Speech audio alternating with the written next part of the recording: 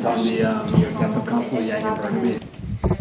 Well, our thoughts and sympathies go out to Constable Yang's family. We learned about the news late yesterday. I know that the community there is in a lot of pain right now. I also plan to speak to Jagmeet Singh a little later on today. I know that this was a tragedy that occurred in his community, so it just goes to underscore, how much law enforcement puts on the line every day, and we'll continue to show support however we can. There's been an unusually large number of police taken out on the job. Yeah. Well, I think first and foremost, it does really underscore that people who go out and put the uniform on every day have to be prepared to deal with all manner of risk to community safety and their own personal safety, and it has been a really difficult period. There's no doubt about that. There have been a number of losses on the front lines, and have been grieving with the community. Have gone to the funeral for the fallen police officer in my hometown in Toronto. I'm heading out to South Simcoe tomorrow in the Barrie area to grieve with the community there, and we'll be reaching out to law enforcement leadership in BC as well. So. He did not want to release the badge numbers of officers involved in the Ambassador Bridge because they were worried about what the impact would have on the officers. What do you think that should be on how police are dealing with the public? Well, I think, first and foremost, badges and names are there for transparency, but there are exceptions to that for officer safety. So if you're working in an undercover operation, obviously, there's an important need there to protect those who work in that line of the field.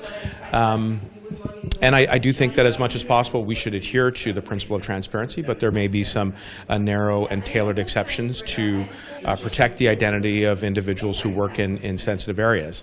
I think that the same holds true when you're talking about some complex operations where, again, you could see the risk to individual officers at an elevated level, but we're going to be continuing to reflect with the RCMP exactly why in these circumstances badges and numbers were withheld. On the Freedom Fund, why did you refuse to appoint an independent mediator to deal with the protest?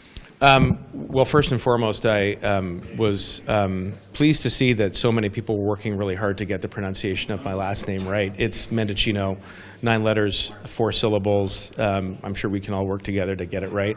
But look, the government did everything that it needed to do to restore public safety.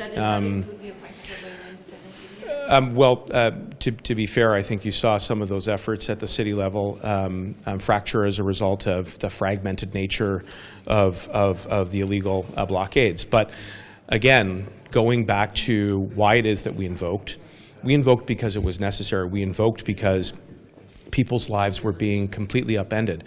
And it had a very direct impact on the ability to go to work, the ability, if you're a family, to take your kids to daycare, to get essential healthcare treatment, including, as we heard from some testimony, access to chemotherapy for people who needed to get that treatment in life or death situations. And that protracted interruption was going on for a matter of weeks. So it was a necessary decision, and it worked, and we used it in a very targeted way. Because the 3 levels of government were not able to work together. Well, I think what you've seen, I think what you're seeing, and what was occurring at the time was the effort of people to work around the clock. From the government's point of view, we wanted to be sure that police had all of the tools that were necessary to restore public order. And after 3 weeks, we took the decision because it was necessary and it worked. And we'll have more to say later on. Minister Wilkinson, what happens if the latest emission target needs to be walked back again? Well, the latest emission target isn't going to need to be walked back again. I mean, one of the things that Canada has done is put into place what is perhaps the most detailed climate plan that exists on the planet. And that's exactly why, is to show people how you make the reductions. Not just setting a target, that's not good enough. You have to have a plan, and we do. You've heard these targets again and again and again.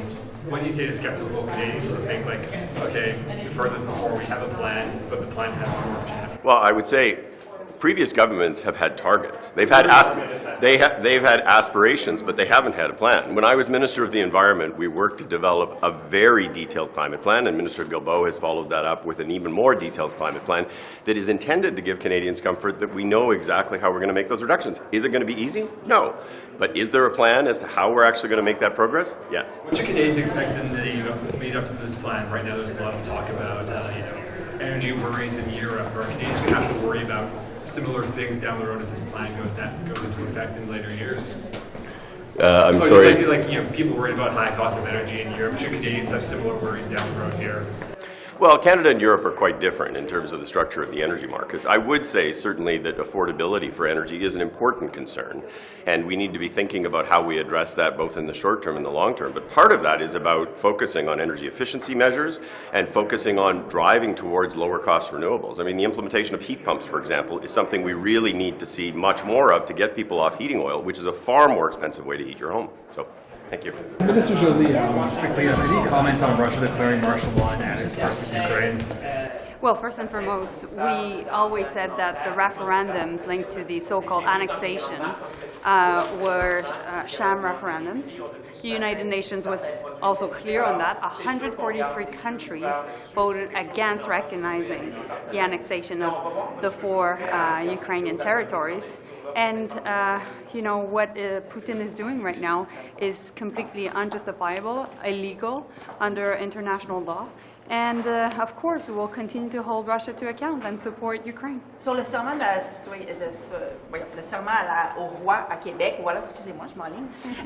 Qu'est-ce que vous pensez de ce débat-là? Et le Bloc québécois veut le transposer ici à Ottawa bientôt. C'est une discussion qu'à Québec, moi, j'ai plein de choses à m'occuper à travers le monde présent. C'est pas une priorité pour vous? Pour moi, je dois m'occuper de la guerre en Ukraine, ce qui se passe en Haïti, les manifestations en Iran, la stratégie Indo-Pacifique. J'en ai beaucoup sur mon assiette. Puis vous, quand vous avez prêté serment à la reine il y a 1 an, puis les autres fois, étiez-vous à l'aise de le faire ou trouvez-vous ça un peu bizarre? Écoutez, j'ai beaucoup de choses à m'occuper présentement. Puis le billet de $20. Are you going to be reaching out to your counterparts in Ukraine just to see what more they could use from Canada, just given Russia's latest move here? Sorry, can you start again? Are you going to be reaching out to your counterparts in Ukraine just to see what more Canada can do here, just given Russia's latest move? Of course, I'm in contact with Dmytro Kuleba all the time. I've been in contact with him 2 times last week. We're working on many things linked particularly to demining and reconstruction. I'm in contact with my counterpart from the Netherlands regarding holding Russia to account before the International Court of Justice and also before the International Criminal Court. And this is my everyday preoccupation and I would say most important issue I'm working on. Sur le G20 puis la Russie. Joly, il y a toute une équipe là, qui enquête. Est-ce que ça prend trop de temps jusqu'à maintenant, votre goût, pour que les sanctions vraiment entrent en force et qu'il se passe quelque chose pour s'attaquer au régime? Certainement sur l'Iran, je suis non seulement préoccupée, mais extrêmement inquiète. Il y a une jeune femme, enfin même pas, un enfant hier qui a été tué par le régime iranien. Son nom c'était Esra Benahi. Elle avait 16 ans. Et puis, essentiellement, elle a été tuée parce qu'elle refusait de chanter l'hymne national. C'est ce qui se passe à tous les jours présentement en Iran. Il y a des jeunes filles qui sont tuées et en même temps, il y a des manifestations partout à travers le pays. Alors, c'est une situation extrêmement préoccupante. Demain, j'ai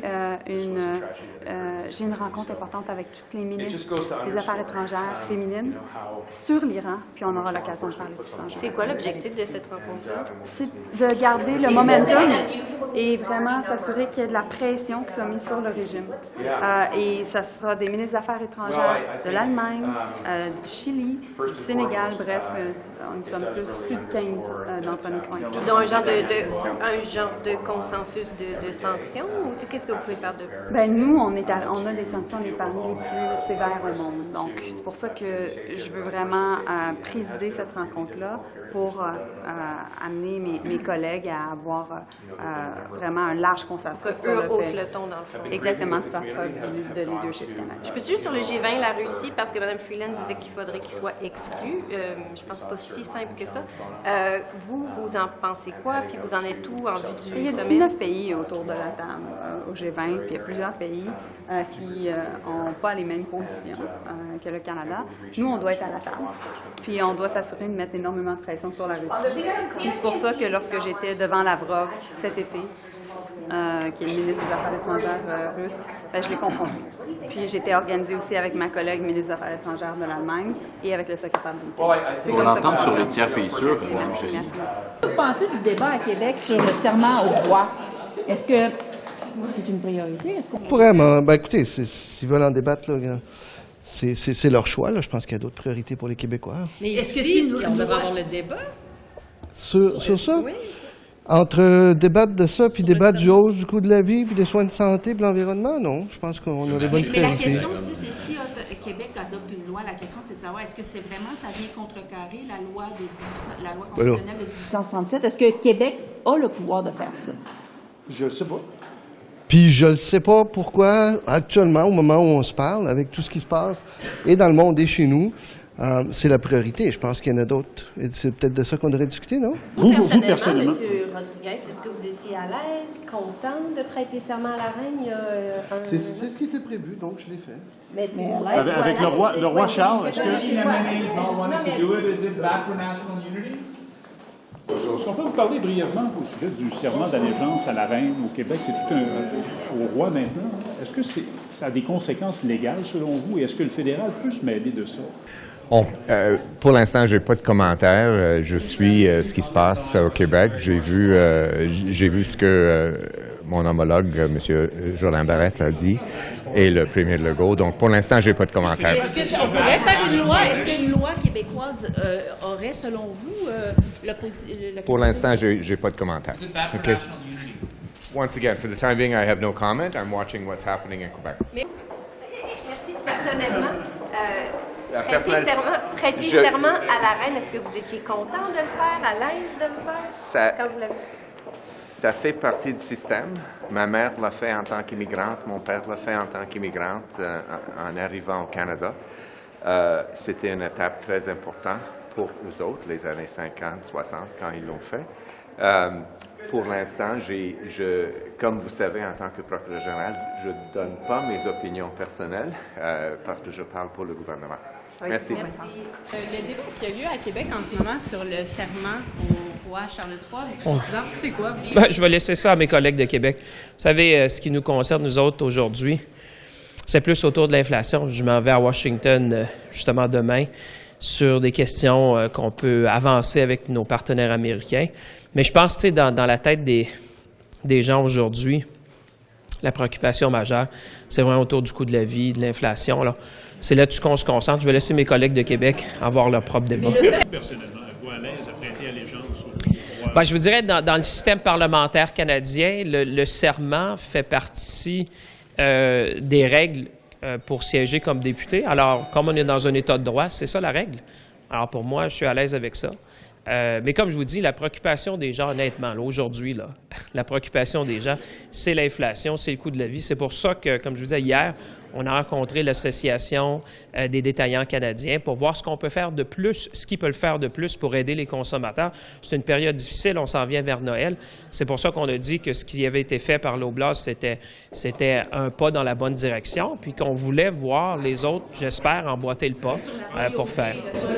Oui. Bon, je comprends que c'est pas une priorité, mais par exemple, un des débats qui pointe, c'est qu'est-ce qu'on fait avec notre billet de 20 $? Ça, on verra. La monnaie canadienne, la monnaie royale a cette prérogative-là. Moi, ce que je vous dis, c'est que... Il faudrait qu'il y ait un consigne politique.